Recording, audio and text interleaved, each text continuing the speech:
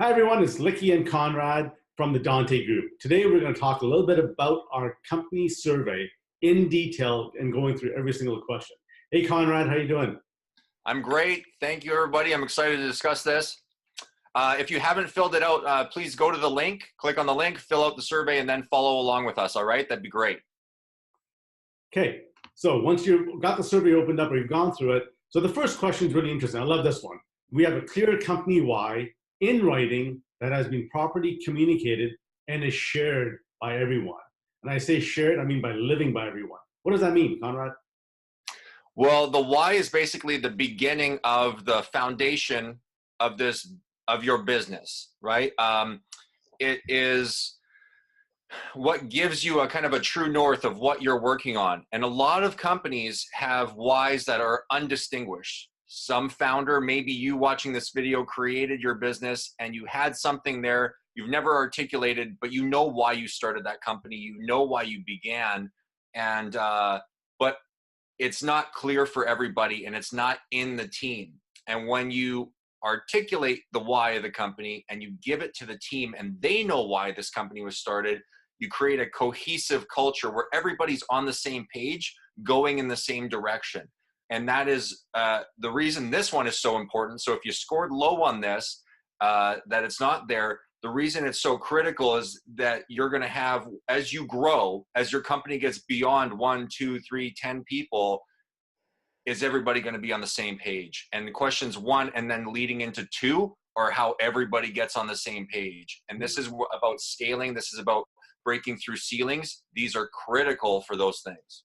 The second question is incredible. That ties right into the why. You got to have the why first. And then do you have a clear vision and a mission in writing and communicate it to everybody and shared by everyone?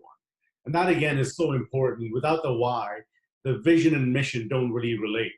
And that's, I'm glad we've kind of come to this conclusion here, Conrad. Yeah, absolutely. They're the next logical steps. Once you know why the company's there, then what's the vision of it? Where's it going? And then the mission, what are you working on day to day? And having everybody united behind that, right? So now it's a clear picture of a future. Companies aren't going anywhere unless they have a vision, unless they have a mission. It's just more, you're not going to have the growth. You're not going to create what you want to create without this. Excellent. And then you get into what your core values are. I actually call them what your gut check is. And what's your core values? Are they clear? And again, are you hiring and firing your customers and employees based around this? Absolutely. Again, this is part of the culture system, part of that whole conversation. But this is the guidelines. Often when we work with companies, part of the problems they have, they don't know what decisions to make about hiring somebody, about firing somebody, about what their dress code is, about what their policies on vacations are. It's not that hard. If you have values, you go, what are our values? Okay, well, we value this, so this is what we should do around vacations. We value this, so this person is a fit or this person isn't a fit. It's not hard when you have clear values and you're operating from those. Decision making becomes a lot easier. The first 3 questions talk a little bit about who we are, where we're going, or what the vision and mission is for the company and the focus is. Now, what is the business about? So is our business clear, and our systems and processes, do they all reflect that? Without the systems, without the actual focus, where do you stand? What's the purpose of the business? Absolutely. And then when you move into the next few questions, you're looking at questions 5 and 6. I mean, this is where the rubber meets the road, right?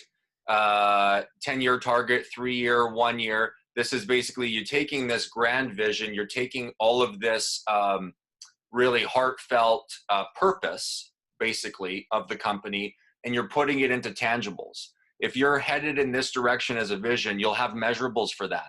And that's your 10-year target, your 3-year, your 1 year. And if you don't have these, you don't know if you're winning the game or not. Yeah, that's great. Thank you. And then, question number 7 and 8. 7 is a little bit about what your 90-day things are. And number 8 is incredible. It's about what our target market is. Who is your perfect customer? What does that look like? And how are you marketing to them? What's your sales and marketing efforts focus on? What's that look like for you? Is it clear, first of all? So that's a great ranking to give yourself. Number Yeah. 9.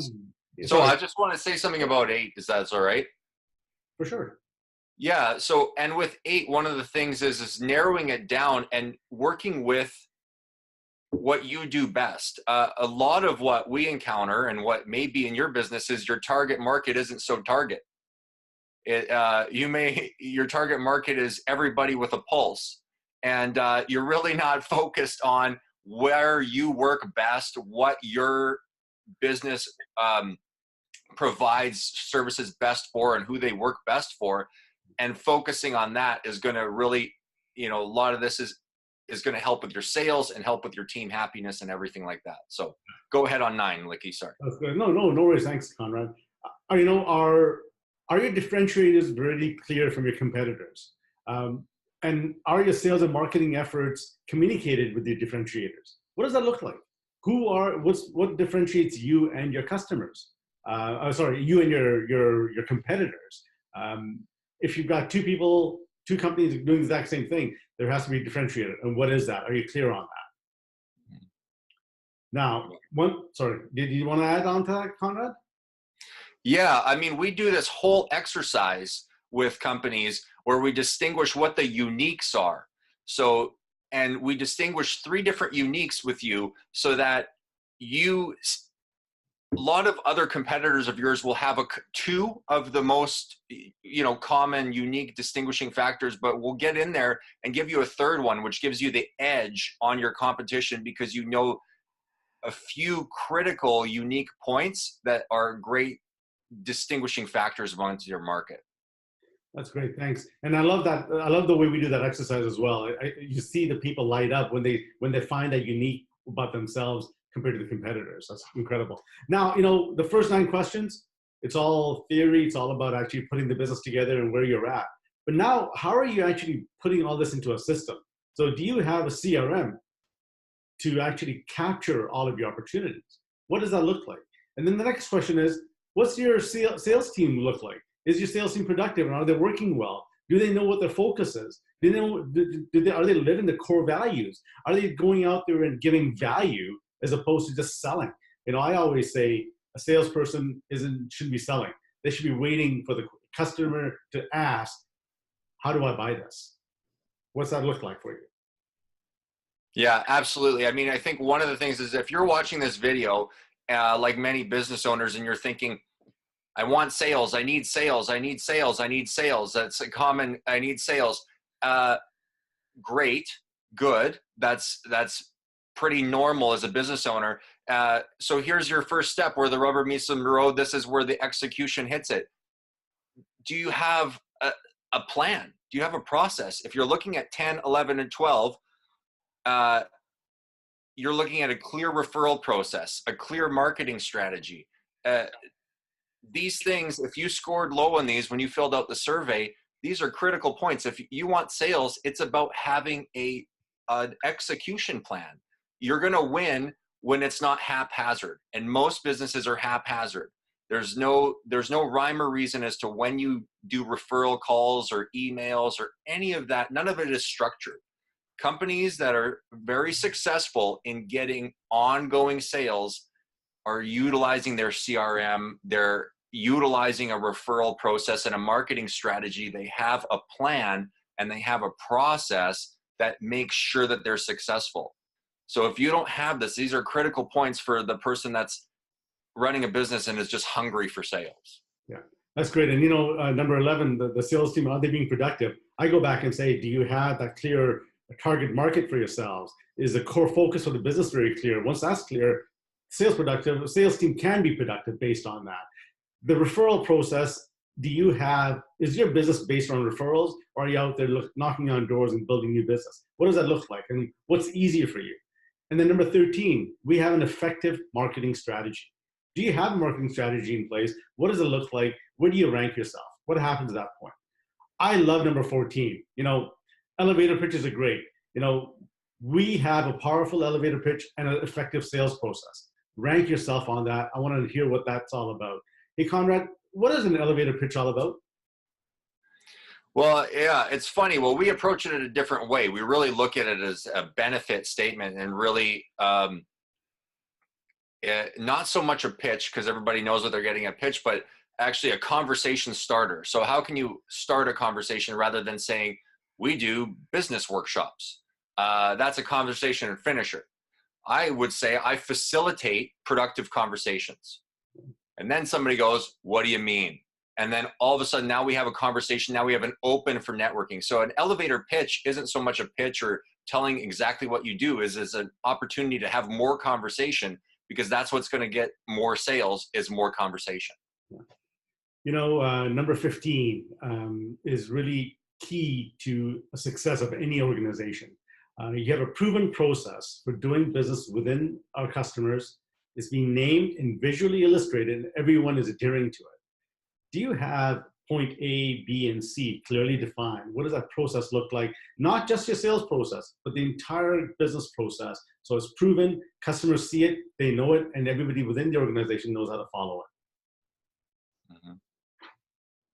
You know, hiring process, is that clearly defined and followed? Are you following the core values based around that hiring process? Number 17, is your onboarding process clearly defined? You know, onboarding process is for employees as well as customers. Employees will stay longer if they have an incredible experience in the first 3 to 4 days. Customers will stay forever if they're onboarded properly. But what does that process look like for you? Do you even have one? Rank yourself, see where you're at, be honest and truth about this.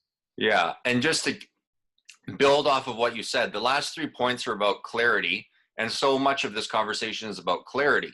When you're talking about whether it's customers, just like he was saying, or your staff, clearly defined business processes, hiring, onboarding, that's what's going to keep customers and employees around and happy. There's nothing more, it's very detrimental if your employees think the business is run like a gong show, or your customers think the same thing, which happens if you don't have clear things and processes of practices in place. People are left thinking this place is just chaos. And you know, at times businesses do go into chaos, but at least when you've got a proven process, you can go back to that and say, okay, time to check in, let's go back at it. Number 18, all of the people in our organization are the right people. Interesting to hear your answers on that one. And you know, just think about this when you're doing this. Are they the right people? And number 20 is are they in the right seat? So you may have the right people, but are they doing the right function? Or are they just sitting in the right seat, but you've got the right seat defined, but it's not the right person in that seat? So number 18 and 20 kind of go hand in hand. Number 19, we use the word accountability chart. So is your accountability chart clear, complete, and constantly updated? It's not your organizational chart. It's not where, you know, the VP, director of sales. It's who's accountable to who. And that kind of makes it clear. People understand who's talking to who they're dealing with. I call it the swim lanes. You've got 4 or 5 swim lanes in the organization. Who is a coach at the end of that swim lane, making sure that the team is actually doing what they need to be doing. Right. Yeah, it's perfect. And, you know, and that's, again, if you filled this out, again, you would have filled it out before we did this video, and you might be seeing now that maybe you do, like you were saying, have the right people, and they're just either not in the right seat, or they just don't know what they're accountable for. They don't know what they're responsible for. They have a position, and you look at that employee and you think they're failing, but it could just be because it's not clearly defined what it is that they're actually responsible and accountable for. Yeah. So, yeah. That's awesome. Thank you. Number 21, our leadership team is open and honest and demonstrates a high level of trust. That speaks for itself. You have the right leaders, you have the right people in the right seats, and are they open and honest? Perfect. Number 22, everyone is engaged in regular, weekly, productive meetings. I love this one. Do we have weekly meetings, and are they productive? Or are they just meetings just to say we're having meetings? So go ahead and rank yourself on that. Yeah, Connor, do you want to add a little bit on that? I know you've experienced some clients that we work with on the level 10 meetings, right? Yeah, I think the key thing about this is when you're talking about the meetings 22 and 23, are both regarding meetings and having them on the same day, same time. And there's books, out there about death by meeting, but there's not anything inherently wrong with meetings. In fact, meetings are very productive. All we do is basically have meetings as our business, and they can be productive, but it is that, are your meetings just impromptu? Are they just scheduled all over the place? And often the reason there are problems, so these are little tips and hints for you if you're struggling with these areas, is there's no set outcome for the meeting, agenda, or task items that come out of it. That's why meetings aren't productive. There's nothing wrong with meetings. They're just not productive because there's no point to them a lot of the time, and there's no outcomes created or agendas so that it doesn't start and end at the same time. So meetings can be so valuable. They just need to be done right. So just around that, most meetings, I'll just say the number 24 first, and I'll explain it. All teams clearly identify, discuss, and solve key issues for the greater good and long term. We always find, and maybe you're experiencing the same thing, is that you're in meetings, you're talking about an issue, and then next week you talk about the same issue, and the third week again you're talking the same issues. Are you clearly defining what the issue is and resolving them, or are you actually just talking about the issues over and over again? So it'd be interesting to see where you rank yourself on this one. Number 25, our systems and processes are documented, simplified, and followed by all. I call this your core processes. And are they clearly defined what the core processes are? Are they very detailed, or are they just the overall overall perspective of that process? So rank yourself on that one. Connor, do you want to say anything on that? It's just, again, to go along with creating a stability in your company and growth, long-term growth is going to be out of having these processes in place. Just that simple. Yeah, that's perfect. Thank you. Number 26, we have a system for receiving regular customer and employee feedback, and we know their level of satisfaction. Great to hear back from customers and employees and make some changes based on that information. Number 27, the majority of our team is happy with the company and their work. Well, I guess if 26 is in place, you'll know 27 is working. So go ahead and rank yourself on that one as well. That's right. These are critical, guys. Maybe if you skipped over 26 and 27 because you think some of the other stuff is maybe more important, it's really not, because if you don't know how your customers feel or how your employees feel, like have an honest finger on the pulse of what's happening, you could be caught in trouble, just blindsided, as they say. And but really the writing was on the wall. You just weren't paying attention. Yeah.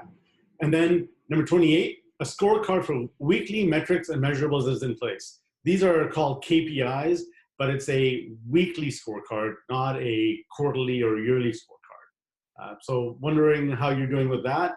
Having that in place makes a big difference so that you can actually catch an issue before it's too late. So you're looking at these on a weekly basis based on your weekly meetings as well.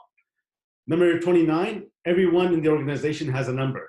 This is not the employee number. This is actually what they're accountable for in that scorecard, making sure that they actually know what their number is and they're able to mark that on a weekly basis. Number 30, we have a budget and are monitoring it regularly. Pretty simple. Conrad, anything on these last three?